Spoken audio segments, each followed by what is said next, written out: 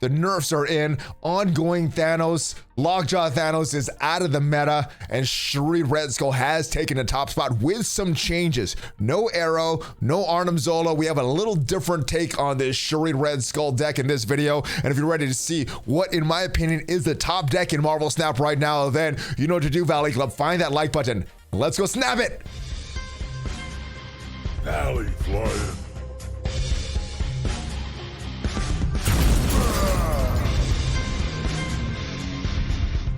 Hello, Marvel Snap fans. I am ValleyFlyin. Welcome back to the Valley Snap channel. We're talking about what, in my opinion, is the top deck in Marvel Snap right now, the Shuri Red Skull deck. It was one of the top decks before this nerfs, but it got nerfed so little that I think it is still one of the top decks in the game. No Arrow, though. She's got taken out of this deck, and a few other cards did get switched around to make it a little more powerful. Now, before we do reveal what I think is the top deck in this game and give you some gameplay that you can check out, if you haven't already subscribed, hit that subscribe button for more great Marvel Snap content. And the big change comes to Red Skull. 513 now, got hit not very hard. If it's just pure Red Skull, this is a buff to him, which makes this Shuri deck a little more powerful if you don't draw Shuri. Now, when you do draw Shuri, this is almost the same amount of power, because while this power did get reduced, if you double this up, it turns from 30 to 26 because it's not 15 power anymore.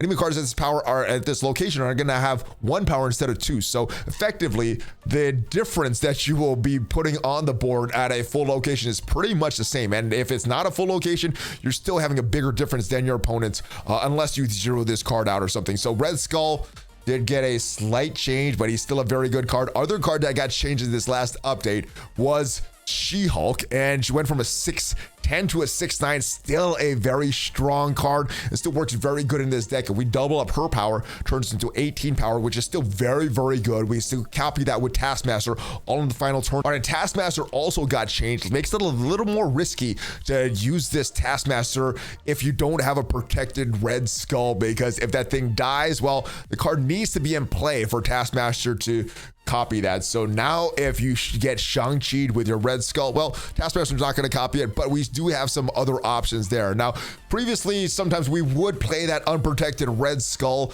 on a lane if we have that advantage, and we could Arnim Zola that very effectively. We did take Arnim Zola out of this deck just for more experimentation. I do think it still works in this deck, especially now that this Taskmaster got changed a little bit. But the card that we did replace in here is Vision. Now, I do like Vision because it is power that we can move. If we double this up with Shuri, that is a 14 power that could be moved around. We can still copy that 14 power with Taskmaster, giving it a very, very strong deck. Now, if we're playing against a Shuri deck, we're not going to be able to compete with the power that it drops down with a Red Skull. So if we see Shuri, we may be retreating if we're going with this Vision route and we don't draw that Red Skull. Just gives us another option in this if we don't draw that Red Skull early. Shuri obviously is in this deck, did not get hit at all with these nerfs. Cosmo is where we want to play Red Skull behind. Now, sometimes you're fine playing Red Skull behind armor, although it does still open up to a Valkyrie. So if you're playing that Taskmaster there, they have that advantage, that turn advantage. They can Valkyrie it, and your Taskmaster is only going to be a 3 power. So armor does protect against a Shang-Chi, but does not protect against a Valkyrie. Now, Green Goblin is in this deck, and we included this deck for a couple different reasons. When we double this up on a Galactus deck, it kind of makes our opponent think a Galactus deck is coming, although Hobgoblin is probably a little better in that scenario. But we also have Titania in this deck. So if we play Titania and Green Goblin, we're sending 2 cards over to their side, and works very good if our opponent has played 2 cards and we're not expecting to play in that lane, locking that out, and then we can play something on that final turn to get that Titania back. Very, very tricky for our opponents. Lizard is a great card to give us some tempo here, and if we are afraid that our opponent is going to play 4 cards at that location, we also have the option to zero that card out. Sunspot is a great first turn play, and then armor to protect that. So ideal play here is Sunspot followed by armor on turn 1 in that same location. We play Cosmo in a different lane to protect that Red Skull. Shuri is then played. Then we play that Red Skull in that same Cosmo lane, and then we play Taskmaster to finish it off. That is a basic scenario of this Shuri deck. You can still work with some other cards there, but that is the basics of this. But with all that said, let's go take this deck into action. All right, here we go with the Shuri deck. We have Cosmo, Armor, Shuri. To play a 3-card cost, move it here, so that will be where Shuri is played. We definitely don't want to play Cosmo or anything in that location. We're going to skip turn 1. We don't have Sunspot or anything in our hand right now, so nothing to play. What is our opponent going to do? And they go with a Quinjet. All right, is this an old Thanos deck? Are they not using the same deck, or are they running some kind of different deck that doesn't utilize Thanos? I think we don't want to protect it with armor, so let's move the armor here. And hopefully that protects our Red Skull if we get that out. All right, they're going with Korg, so maybe some kind of Darkhawk deck, loading us up with a bunch of cards. So what we get now after. All right, so Warrior Falls. That's great for us because don't really need to use that. What we can do though is we could play this on Asteroid M, or you know what, we could play this on the Vault. All right, no, it's gonna go to Asteroid M anyway. Let's go to Asteroid M. Turn 4, you have Shuri. Turn 5, we have a skip option as well. All right, they're going with Beast. All right, that's gonna be a 1 cost or 0 cost card, a 1 cost because they changed the Quinjet. All right, so we're gonna go with Shuri. It's gonna have to be played on Asteroid M, so we'll go with the Asteroid M now. We're gonna skip the next turn and possibly get out Vision and She-Hulk on the next turn. Let's see if we could get both of these. Let's see what they play, see if it's worth doing this. And we play our Shuri down. They go with Moon Girl, so possibly Devil Dinosaur coming down. Do they have a Coulson or something like that? All right, so it's not Korg with Darkhawk. It looks like it's a Devil Dinosaur coming down. Is it worth it to skip this turn, or should we just play our Vision? I think what we could do, we could get a 1 cost She-Hulk and play that Vision She-Hulk combo. Let's see what they do. We have a 14 and a 9. Let's see if that's gonna be enough power to win. They look like they are gonna get the Vault, unfortunately. So we're playing with 2 locations right now. They may get 2 Devil Dinosaurs. Let's see what they pull out here. So they look like they're going to win the Vault. All right, it hits the 0 and it goes with Ronin. All right, so we have a lot of cards in our hand. They are gonna win the Vault. Let's see if we could predict where they're gonna go. We could go with a Vision, copy it with a... Oh no, we can't copy it with Taskmaster. We could go 18 power with She-Hulk and then copy it with Taskmaster. I think that's what we're gonna do here. So they do have the tempo. We'll put our She-Hulk here. That'll be 18 power. We'll get another 18 on Asteroid M. See how this goes. Maybe a Darkhawk Mystique combo at the end there. Another Ronin combo. It is Iceman, and I think we get this one. We get the Taskmaster Shuri combo, and nothing gets destroyed at Warrior Falls. Nice. All right, we have Cosmo, Lizard, Titania all on turn 1. Not sure if I want to play Titania right now. We're going to skip this turn. A little too risky with all that back and forth nature of Titania and losing cards here. So let's go risk this. We'll put some cards on Hala. We'll put our Lizard there. It'll be hard for them to make up some of the points. That's a nice Rocket Raccoon. Wow. Let's give him a star. I like that. All right. Armor. You can go armor here, and I don't want to play that Titania yet. All right, so they're gonna go with some power. They're gonna try to win Hala. They go with a Hood. All right, so they're wanting that destroyed. We get that extra rock that we don't want, and we got an option for Shuri now. So let's go with Shuri. We have a few different options. We have a Vision She-Hulk play on turn 6. We play Vision now and be able to move them around.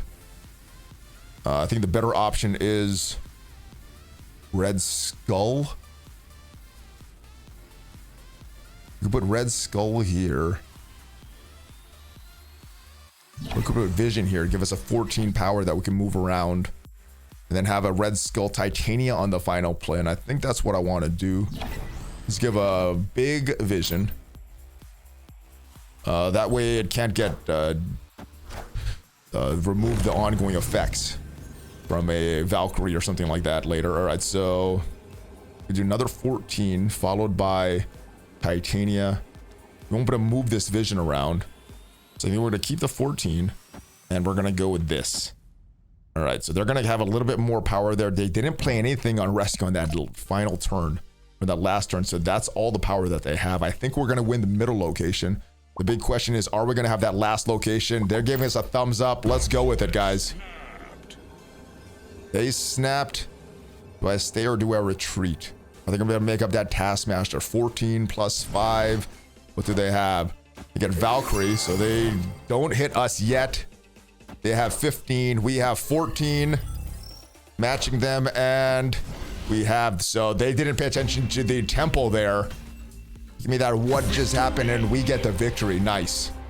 So if they had the tempo, they would have won because of Valkyrie, but we had the tempo, so we ended up getting the victory. Nice. All right, we have a Lizard, Titania, Red Skull. We got some good cards, but the big house cost 4, 5, and 6 cannot be played here. Great location for that Lizard. Let's see if we can get that Lizard. Turn 1. Let's see if we get that 0 or that Shuri. We will need that Shuri to match a lot of power. There's a lot of top decks now, so hopefully we do get that draw. There's the Blade. It destroys their Hellcow. I don't think that's what they wanted. A lot of RNG with this discard decks nowadays. And we'll play our Lizard here. That'll give us the tempo at that big house. Oh, no, it won't. They play a Swarm there. I think that's what they wanted to destroy, to get that 0 cost Swarms out there, but they played it at cost. On reveal effects happening twice at the location. Great if we could play Shuri there. Let's go with Sunspot at that location and start to build it up even more. It is unprotected, unfortunately. But hopefully we get that Shuri on this next card here, or the next draw. They destroy their Dracula. Again, not lucky with the cards that the RNG is destroying there. Let's see what we get here. They go Scarlet Witch, changing up this location to a random card to each player's hand. Get an Electra. And, oh, one of the worst cards in the game. We get an M'Baku, they get a Scarlet Witch. All right, what options do we have now? They don't have any 1-cost cards for us to destroy. I don't think there's anything that we need to protect. So let's just shut this down right now. Go Cosmo at that location. And why not? Let's just destroy their Blade. Not sure if that's a great play. Or maybe at the end it would have been a better play. Maybe I played that a little early. But they go Morbius and potentially a MODOK coming out very soon.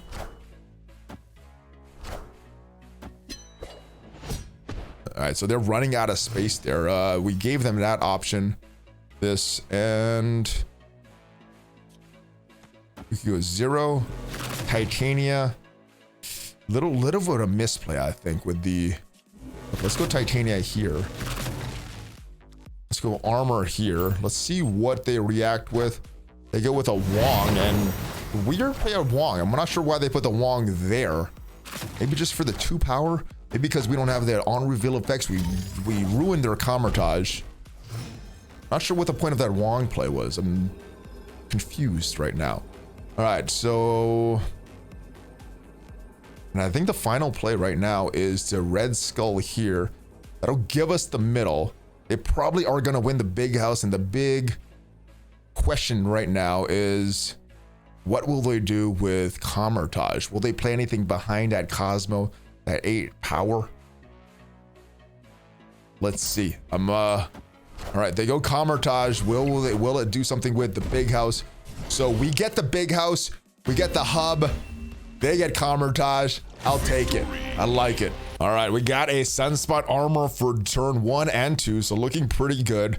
Let's go far left, and hopefully it's maybe a location that they can't play at. Let's go with that Sunspot armor. If we get Cosmo, Red Skull, and Shuri, that's a victory right there. We already have Taskmaster in hand.